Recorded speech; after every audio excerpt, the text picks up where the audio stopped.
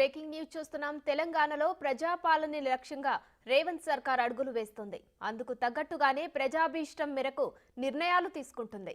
ఈసారి బతుకమ్మ పండుగకు మహిళలకు నచ్చేలా ఏదైనా బహుమతి ఇవ్వాలని చూస్తోంది కాంగ్రెస్ ప్రభుత్వం.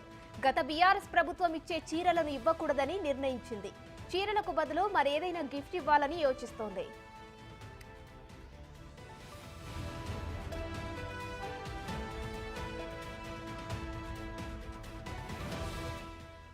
ఇక ప్రతి ఏటా బతుకమ్మ పండుగకు బీఆర్ఎస్ మహిళలకు చీరలు పంచేది. అయితే ఈ విషయంలో అటు మహిళలకు ఇటు నేతన్నలకు అన్యాయం జరిగిందని కాంగ్రెస్ ప్రభుత్వం గుర్తించింది.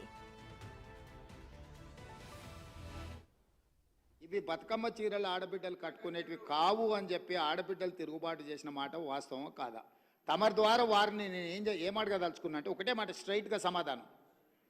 మీరు పథకం ప్రారంభించిన రోజు పేదలకు ఇచ్చిన చీరలు సిరిసిల్ల చేనేత కార్మికులు నేసినాయా?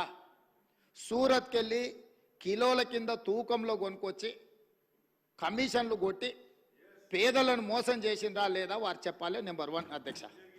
నెంబర్ 2, వారు అధికారం కోల్పోయేటప్పటికి మీరు అదే సిరిసిల్ల చేనేత కార్మికులకు 275 కోట్ల రూపాయలు బతుకమ్మ చీరల బకాయిలు పెడితే మా ప్రభుత్వం వచ్చిన తర్వాత మా మంత్రి పొన్నం ప్రభాకర్ గారు, మా ఆది శ్రీనివాస్ గారు వస్తే 100 కోట్ల రూపాయల బకాయిలు విడుదల చేసింది నేనా కాదా?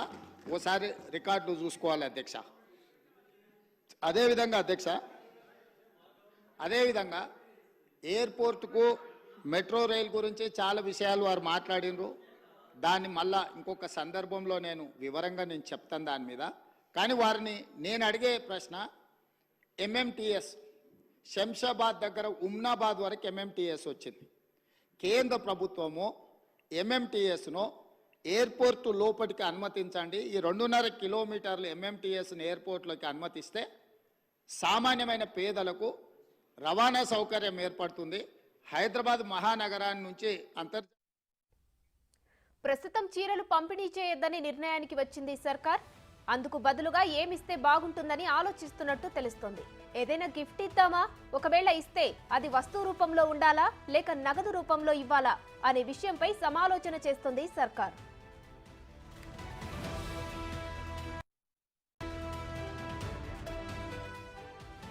బతుకమ్మ చీరల కోసం 370 కోట్లు కేటాయించేది గత ప్రభుత్వం. అందులో సగం నిధులు దళారుల చేతిలోకి వెళ్లాయనే ఆరోపణలు ఉన్నాయి. అలాగే చీరల నాణ్యతపై మహిళలు రోడ్డుకి ఆగ్రహం వ్యక్తం చేసిన సందర్భాలున్న నేపథ్యంలో ఈసారి మహిళలకు మరేదైనా బహుమతి ఇవ్వాలని ప్రభుత్వం చూస్తోంది.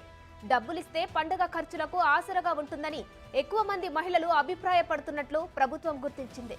దీంతో మహిళలకు నగదు గిఫ్ట్గా ఇవ్వొచ్చని భావిస్తున్నట్టు తెలుస్తోంది. అయితే దీనిపై ఇంకా తుది నిర్ణయం తీసుకోలేదని అధికారులు తెలిపారు. త్వరలోనే సీఎం రేవంత్ రెడ్డి దీనిపై నిర్ణయం తీసుకోనున్నారు.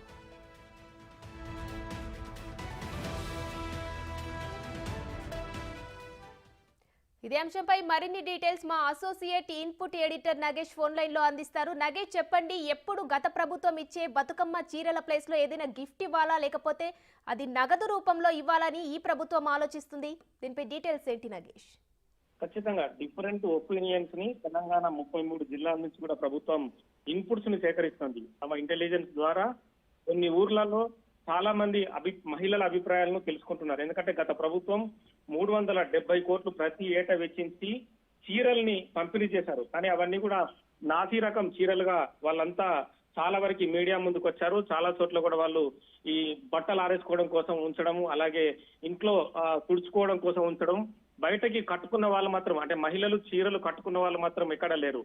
సో నాసి రకం చీరలు అంటే 40 రూపాయలు 50 రూపాయలు వచ్చే చీరల్ని గుత్తదారున తీసుకొచ్చి వాళ్ళు మహారాష్ట్ర నుంచో లేదా గుజరాత్ నుంచి తీసుకొచ్చి ఇక్కడ అప్పచెప్పారని చెప్పి కూడా చాలా వరకు ఆరోపణలు వచ్చినాయి.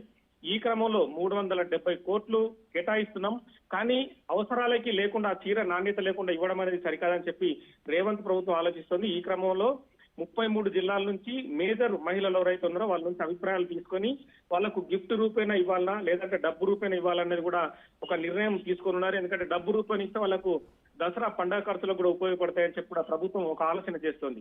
దీనికి సంబంధించి కొంత అంటే ఇంకో రకమైన ఆలోచన కూడా ఉంది. వాళ్ళకు చక్కెర, ఆయిల్, బెల్లం, నెయ్యి, శనగలు, కందిపప్పు ఇలాంటి వస్తువులు కూడా ఇస్తే ఎలా ఉంటుందన్న డిస్కషన్ కూడా ప్రస్తుతం కొనసాగుతుంది. వాటిలో అక్రమాలు జరగకుండా ఉండాలన్నది కూడా ప్రభుత్వ ఆలోచన. లేదంటే తెల్ల కార్డు రేషన్ హోల్డర్లకి 200 లేదంటే 250 రూపాయలు నగదు ఇవ్వడమా, లేదంటే ఇంకా మిగతా వాళ్ళకి డబ్బులు అందజేస్తే అవి కూడా ఏమన్నా పక్కదారి పడతాయి అన్న ఆలోచన కూడా చేస్తున్నారు. మొత్తానికైతే చీరల పంపిణీ ఈ దసరాకు ఆగే అవకాశం కనిపిస్తుంది. డబ్బు రూపేణా ఇవ్వడమా లేదంటే గిఫ్ట్ రూపేణా ఇవ్వడం అనేది కూడా రేవంత్ రెడ్డి అమెరికా నుంచి ఇప్పుడు కొరియా నుంచి వచ్చిన తర్వాత మళ్ళీ కేబినెట్ సమావేశం ఉంటుంది. దానిపైన మంత్రుల అభిప్రాయం కూడా తీసుకొని ఎమ్మెల్యేల నుంచి కూడా వచ్చే అభిప్రాయాలు తీసుకొని తుది నిర్ణయం తీసుకొని ఉన్నారు. నగేష్, అలాగే ఇది డబ్బు రూపంలో గానీ వస్తువు రూపంలో గానీ ఇచ్చినప్పుడు అధిక భారం పడే అవకాశం ఉంటుంది. మరి దీనిని ఏ విధంగా రేవంత్ సర్కార్ తీసుకొని ముందుకు వెళ్లే అవకాశం ఉంది? అంటే 370 కోట్లు ప్రతి ఏటా ఇస్తున్న క్రమంలో అంటే గత ప్రభుత్వం 10 ఏళ్ల కాలంలో ఎంత మందికి చీరలు, ఎన్ని లక్షల మందికి చీరలు అల్లినాయి, వాళ్ళందరూ కూడా అంటే వాళ్ళు మధ్యతరగతి కుటుంబీకుల లేదంటే మధ్యతరగతి నుంచి కింది స్థాయిలో ఉన్న కుటుంబీకులు అన్నది కూడా ఖచ్చితంగా ప్రభుత్వం అయితే ఒక సర్వే ద్వారా తెలుసుకోనుంది. ఇప్పటికే ఇంటెలిజెన్స్ వర్గాలు కొంత సమాచారాన్ని ప్రభుత్వానికి అందించాయి. ఆ మహిళలు ఎవరైతే చీరలు తీసుకున్న వాళ్ళు ఉన్నారో మళ్ళీ చీరలు ఇస్తే ససేమిరా తీసుకోము అన్న ఆలోచననే చాలా చోట్ల వ్యక్తపరిచిన పరిస్థితి. ఈ క్రమంలో వాళ్ళకి సరుకుల రూపేణా ఇస్తే కూడా ఎలా ఉంటుందన్న ఆలోచన. ఎందుకంటే సరుకుల రూపేణా ఇస్తే వాళ్ళకు ఆ దసరా పండుగకు వాళ్ళకు ఏదో రూపేణా ఉపయోగపడుతుంది. అది కూడా ప్రభుత్వానికి ఒక మంచి పేరు తెస్తుంది అనేది ఒక ఆలోచన.